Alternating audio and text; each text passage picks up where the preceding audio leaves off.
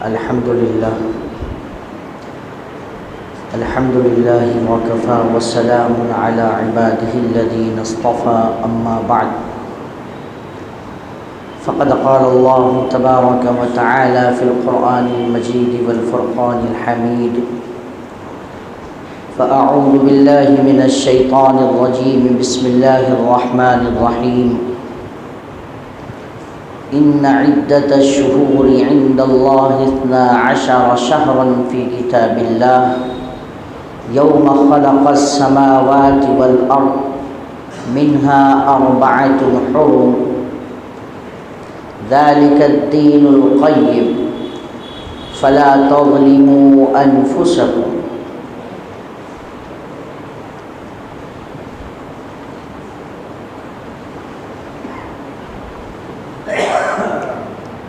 عزیزان محترم، بزرگوں اور نوجوانوں، محرم الحرام کا مہینہ شروع ہو کر اس کی جو خاص تاریخیں ہیں، خاص جو ایام ہیں، وہ بھی آ چکے ہیں، داخل ہو چکے ہیں۔ آج 9 محرم ہے، کل 10 محرم ہے، اور پھر ایک وقت آئے گا کہ محرم کا مبارک مہینہ بھی گزر جائے۔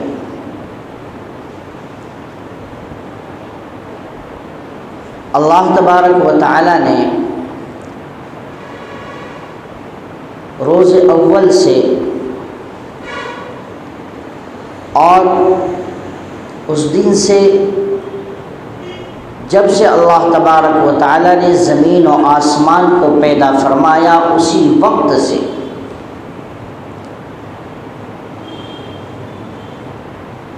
چار مہینوں کی فضیلت اور اس کی حرمت کو بیان فرما دیا۔ محرم کے معنی حرمت والا، بزرگی والا، عظمت والا، فضیلت والا۔ یہ محرم حرمت اور احترام سے،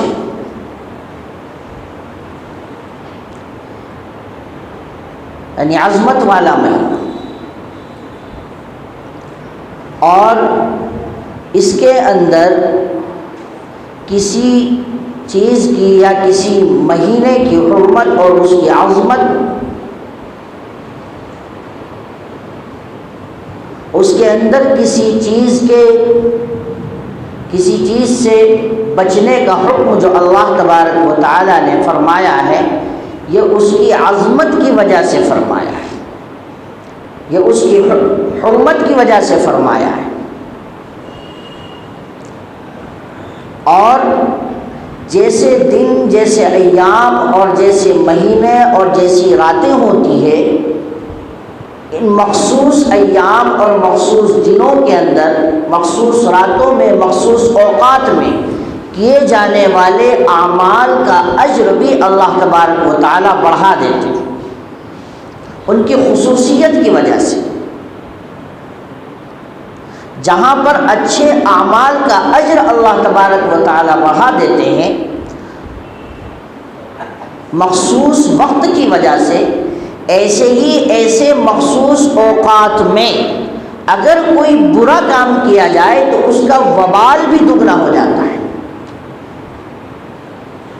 نیک اعمال کا اجر جہاں دگنا ہوگا، اس کو بڑھا کر دیا جا رہا ہے، تو اس کے اندر اگر کوئی برا کام کیا جائے تو اس کا وبال بھی جو ہے بڑھ جاتا ہے۔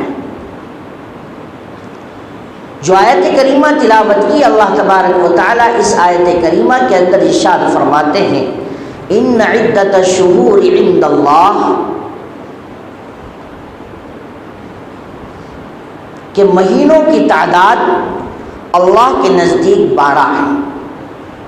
12 شہر فی کتاب اللہ، اللہ نے اپنی کتاب میں بیان کیا۔ کب سے؟ یوم خلق السماوات والارض، جب سے زمین و آسمان کو اللہ نے پیدا کیا اسی وقت سے مہینوں کی تعداد اللہ نے متعین کر دی کہ پورے سال میں 12 مہینے ہیں۔ پھر آگے اللہ ارشاد فرماتے منہا اربعۃ حرم، کہ ان 12 مہینوں میں سے 4 مہینے حرمت والے ہیں، بڑی عظمت والے ہیں، بڑی فضیلت والے ہیں۔ آج ہمیں وہ مہینے بھی نہیں یاد ہیں، بڑے خوش نصیب ہیں وہ جن کو یاد ہے۔ 3 مہینے تو بالترتیب ہیں، لگاتار ہیں، ذوالقعدہ، ذوالحجہ، محرم الحرام، یہ 3 مہینے ترتیب کے ساتھ ہیں، اور ایک مہینہ ہے رجب کا مہینہ۔ یہ 4 مہینے ہیں حرمت والے، عظمت والے، اور اس کی حرمت اور اس کی عظمت اور اس کی فضیلت شروع سے آج ہمارے درمیان یہ غلط فہمی اور غلط تصور پنپ چکا ہے کہ ہم اس کی حرمت کو اور اسی کے ساتھ ساتھ بہت سارے تصورات محرم کا مہینہ آتے ہی ہمارے ذہن و دماغ میں انگڑائی لینے لگتے ہیں۔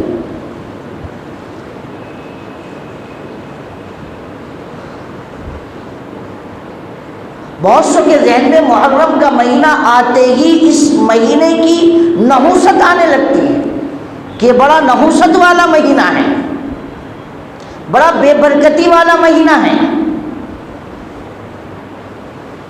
اس میں سیدنا حسین رضی اللہ تعالی عنہ کو شہید کیا گیا،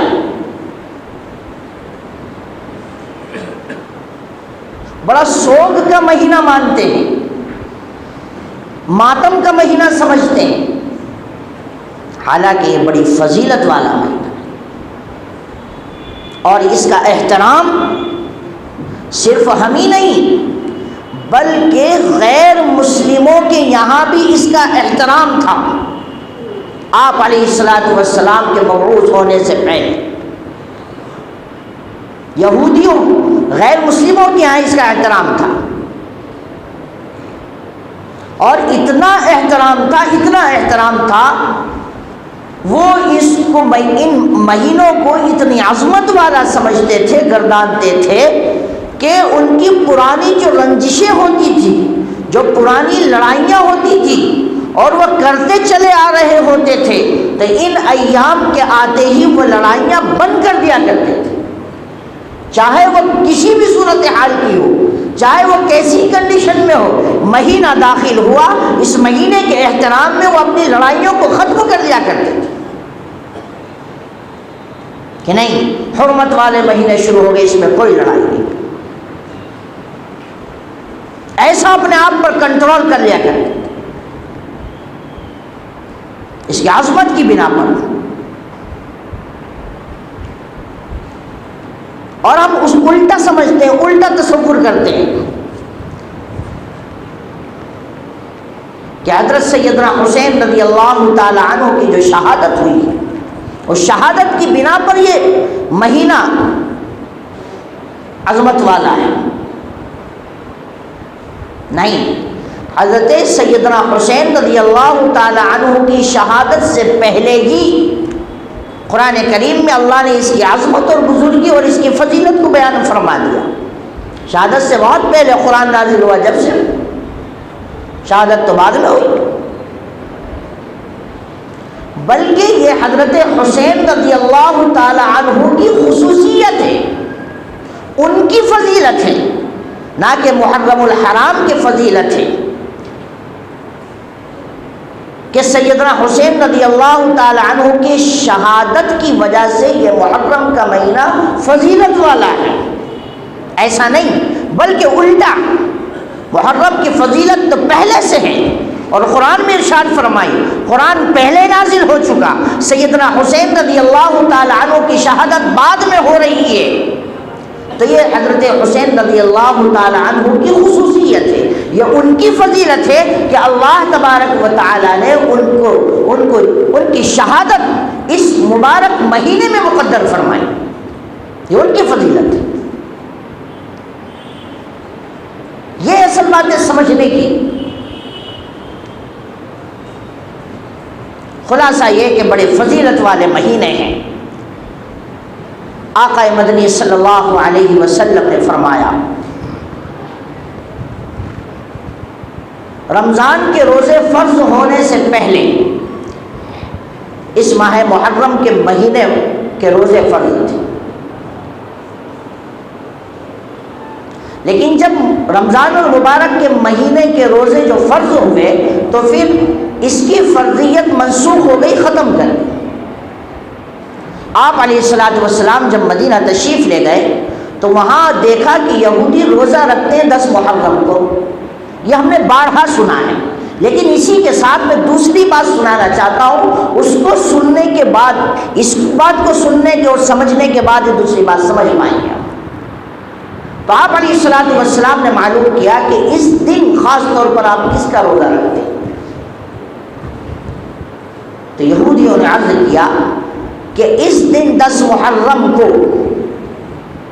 بنی اسرائیل کو اللہ تبارک و تعالی نے جابر و ظالم بادشاہ سے نجات عطا فرمائی تھی۔ 10 محرم کو اللہ تبارک و تعالی نے حضرت موسیٰ علی نبینا علیہ الصلوۃ والسلام کو فرعون کے ظلم سے نجات عطا فرمائی اور فرعون کو غرق فرمائی۔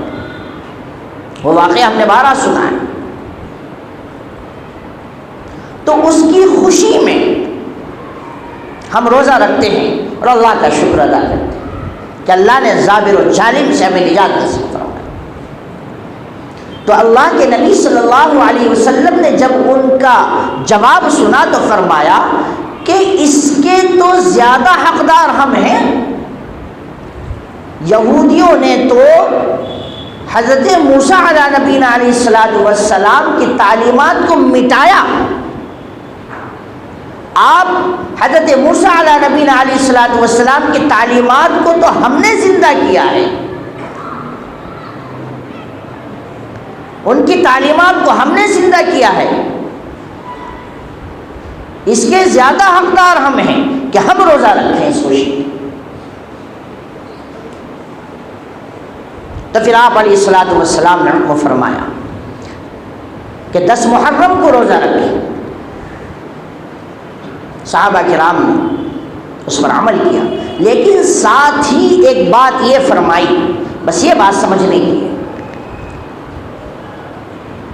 کہ یہودی روزہ رکھتے ہیں، نیک کام کرتے ہیں۔ روزہ رکھنا نیک کام ہے، عبادت والا کام۔ روزہ رکھنا عبادت ہے، اللہ کے لیے روزہ رکھا جاتا ہے۔ اللہ کے نبی صلی اللہ علیہ وسلم نے صحابہ سے فرمایا کہ یہودی صرف ایک روزہ رکھتے ہیں 10 تاریخ کا، ہم بھی روزہ رکھیں گے لیکن اس میں کچھ ترمیم کریں گے، اس میں کچھ تبدیلی لائیں گے تاکہ ان کی مشابہت نہ ہو، ان کے جیسے ہم عمل کرنے والے نہ بنیں۔ کیوں؟ کیا بتائیں؟ آپ علیہ الصلوۃ والسلام کو اچھے کاموں میں بھی غیروں کی مشابہت پسند نہیں تھی۔ روزہ رکھنا اچھا کام ہے، عبادت والا کام ہے، تو اچھے کاموں میں بھی ان کے جیسا کرنا پسند نہیں تھا، اس لیے منع فرمایا، ان کے مشابہت اختیار کرنے سے منع فرمایا۔ وہ 10 تاریخ کا روزہ رکھتے ہیں، ہم بھی رکھیں گے لیکن اس کے ساتھ ایک روزے کو اور ملائیں تاکہ ہم ان کے جیسے نہ بنیں۔ یا تو 9 10 کا رکھیں یا 10 11 کا رکھیں، ایک روزہ اور ملا کر۔ دوسروں کی مشابہت اختیار کرنے سے اللہ کے نبی صلی اللہ علیہ وسلم نے منع فرمایا۔ اب یہاں پر ذرا سوچئے اور دل کے کانوں سے سنیں اور اس کو اپنی زندگی میں اتاریے گا کہ نیک کام میں بھی، اچھے کام میں بھی اللہ کے نبی صلی اللہ علیہ وسلم نے غیروں کی، غیر مسلموں کی جو اسلام میں داخل نہیں تھے، ان کے اچھے کاموں میں بھی مشابہت اختیار کرنے سے جب منع فرما دیا تو برے کام جو اسلام میں جائز نہیں ہیں، اسلام جن کی اجازت نہیں دیتا ہے، تو اس کو کیسے برداشت کیا جا سکتا ہے؟ اس میں مشابہت اختیار کیسے کی جا سکتی اور کیسے ہمارے نبی اس کو برداشت کر سکے؟ آج دیکھیے جو چیزیں اسلام میں نہیں ہیں میرے پیاروں، وہ چیزیں اسلام کا حصہ سمجھ کر ہم اس پر عمل کر رہے ہیں اور اپنی زندگی میں لا رہے ہیں۔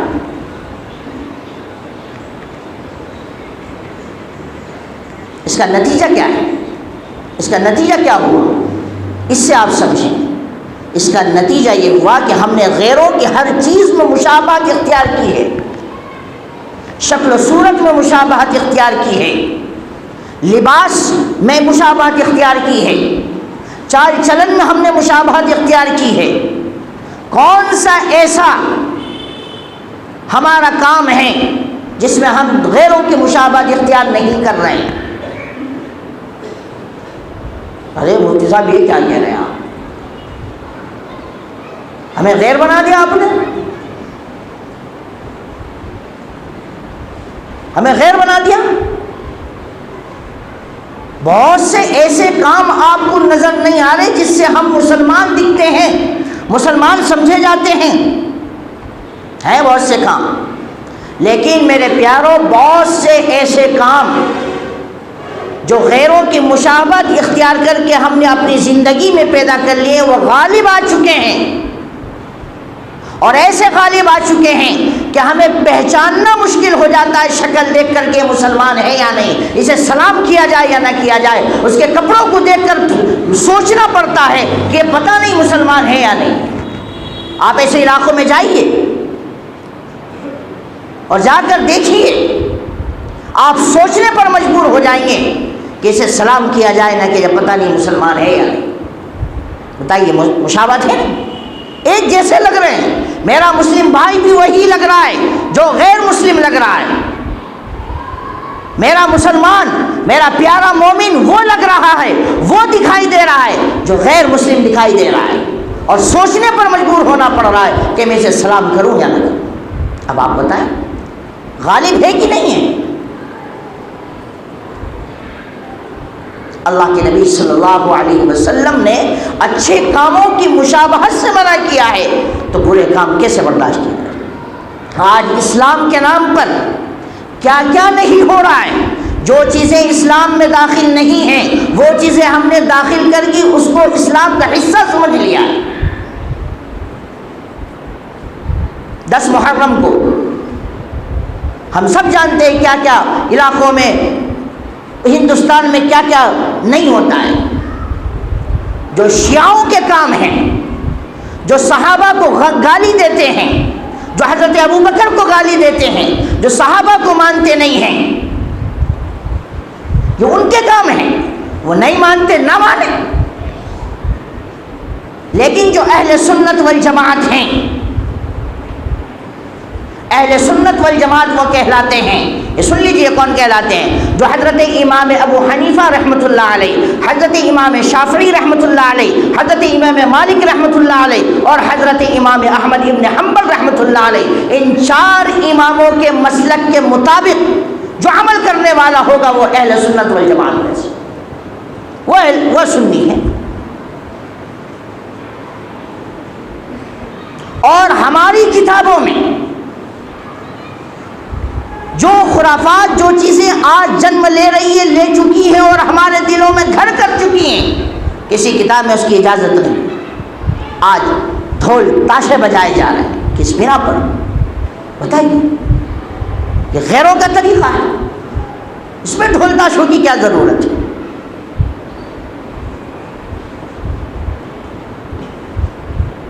جو کام کرنے کے ہیں وہ کام نہیں کیے جا رہے ہیں۔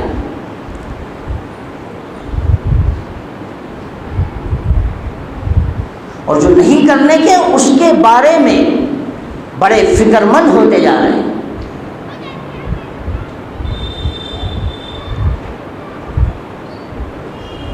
آج ہم سننا چاہتے ہیں ایسے موقع پر سیدنا حضرت حسین رضی اللہ تعالی عنہ کی دلدوز شہادت کا واقعہ سننا چاہتے ہیں۔ کس لیے سننا چاہتے ہیں؟ کانوں کی زینت بنانے کے لیے، تاکہ سن کے مزے لے لیں۔ لیکن شہادت حسین کے واقعے سے ہم سبق کیا حاصل کرتے ہیں؟ شہادت حسین کا واقعہ ہمیں کیا درس دیتا ہے کیا پاٹ پڑھاتا ہے، کیا سبق دیتا ہے، اس طرف ہم نہیں جاتے، اس طرف ہماری فکر نہیں ہوتی۔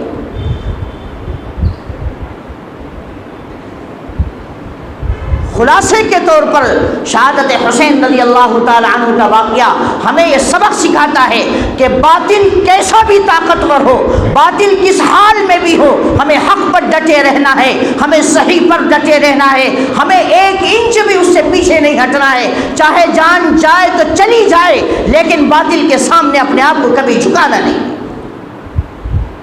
آج حالات مسلمانوں کے اوپر، امت مسلمہ کے اوپر کیسے نہیں ہیں، اس کے باوجود مسلمان سمجھنے کو تیار نہیں، وقت سے آنکھ ملا رہا ہے، وقت سے ٹکرا رہا ہے، حالات سے ٹکرانے کی جو اس کی پہلے جو جرأت تھی، جو ہمت تھی، جو طاقت تھی، وہ سب کچھ کھو چکا ہے، آج ذلیل و رسوا ہوا ہے، آج گمنام ہو کر بیٹھا ہوا ہے، لیکن ہمارے مسلمانوں کو سمجھ میں نہیں آ رہی، ان چیزوں کے پیچھے پڑے ہوئے ہیں جن چیزوں نے آج تک کوئی فائدہ نہیں دیا۔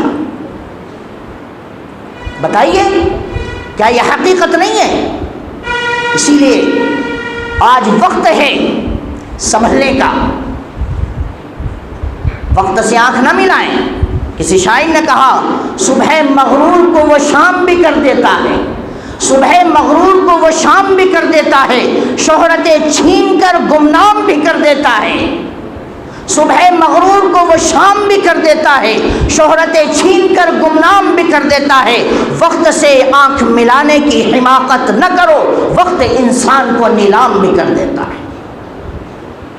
آج امت مسلمہ نیلام ہوئی ہے، جس کے جی میں جو آ رہا ہے وہ کر رہا ہے، یہاں تک کہ مذہب اور عقائد پر ڈاکے ڈالے جا رہے ہیں، وہ چھیننے کی کوشش کی جا رہی ہے۔ امت مسلمہ کو سمجھ میں نہیں آ رہی ہے کہ آج دیکھیے، اسی سے جوڑ کر ایک بات سمجھاتا ہوں۔ اس سے پہلے آپ کے سامنے بات رکھی تھی یکساں سول کوڈ کے اوپر، UCC کے اوپر۔ آج نئے قانون لائے جا رہے ہیں، اور اس قانون میں ایک قانون یہ بھی ہے کہ عدت ختم کی جا رہی ہے، عدت کو ختم کر دیا جائے۔ آپ دیکھیے اللہ کے نبی صلی اللہ علیہ وسلم نے کسی کی میت پر ماتم منانے سے، رونے سے، پیٹنے سے منع کیا ہے، اور اگر کسی کو سوگ بنانے کی اجازت دی ہے تو وہ صرف اور صرف بیوی کو اجازت دی ہے، اس کا شوہر جب انتقال کر جائے تو وہ 4 مہینے عدت میں بیٹھ سکتی ہے، عدت میں 4 مہینے بیٹھ سکتی ہے اس کی وجہ سے۔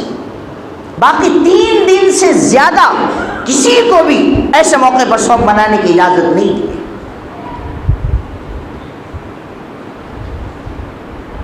اور آج ہم غم مناتے ہیں شہادت حسین کا، حالانکہ قرآن کی صاف آیت اس بات کی شاہد ہے، بل احیاء عند ربهم یرزقون، کہ جو شہید ہیں، جو اللہ کے راستے میں شہید ہو چکے ہیں، وہ مردہ نہیں ہیں، بل احیاء، بلکہ وہ زندہ ہیں۔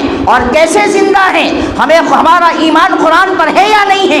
اگر ایمان قرآن پر ہے تو آج اپنے آپ کو اس بات کے لیے تیار کر لے کہ کبھی ہم شہادت حسین پر غم نہیں منائیں گے، بلکہ شہادت حسین سے سبق حاصل کریں گے، حق کے سامنے ڈٹنے کا، حق کی آواز کو بلند کرنے کا، باطل کے سامنے کبھی اپنے سر کو جھکانے کا نہیں۔ ہم اس کا عزم کریں۔ کیسے وہ زندہ ہیں؟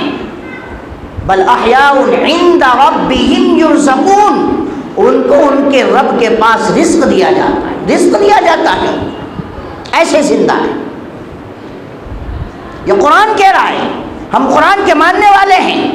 بتائیے سبھی آیت کو ایک طرف ہم رکھ دے رہے ہیں اور ہم ان کو زندہ شمار نہ کر کے، قرآن کی آیت کو نہ مان کر ہم اس کو مردہ سمجھ رہے ہیں اور ایسا سوگ منا رہے ہیں جس کا قرآن و حدیث میں کوئی اجازت نہیں۔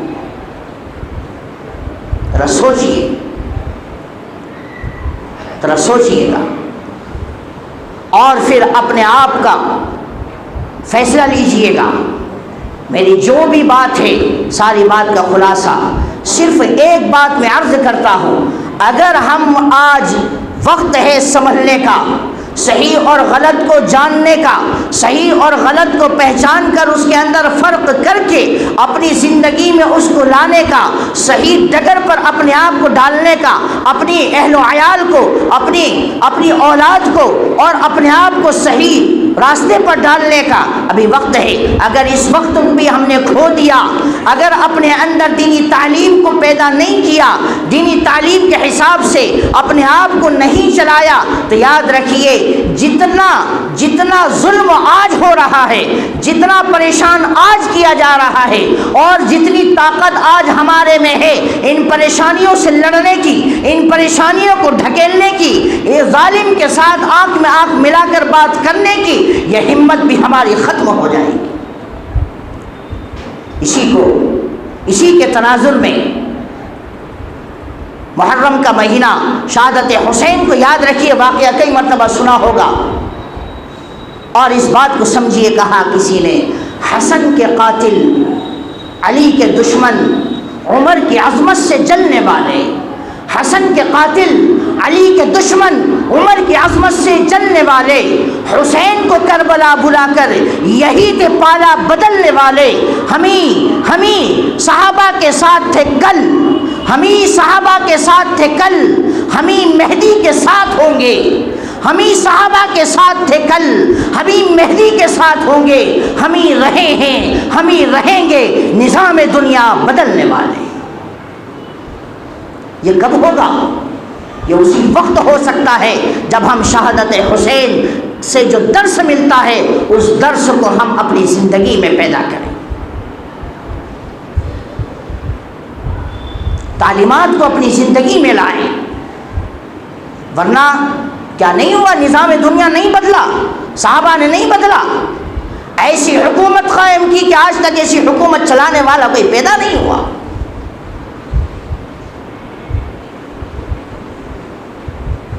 اور ہم پر حکومت کی جا رہی ہے تو ایسے کہ ہمارے حقوق کو چھینے جا رہے ہیں، اور ہم خواب غفلت میں ایسے طریقے پر سوئے ہوئے ہیں، جسے کہتے ہیں نا گدھے گھوڑے بیچ کر بس ایسے ہی سوئے ہوئے، ایسی ہماری حالت ہے۔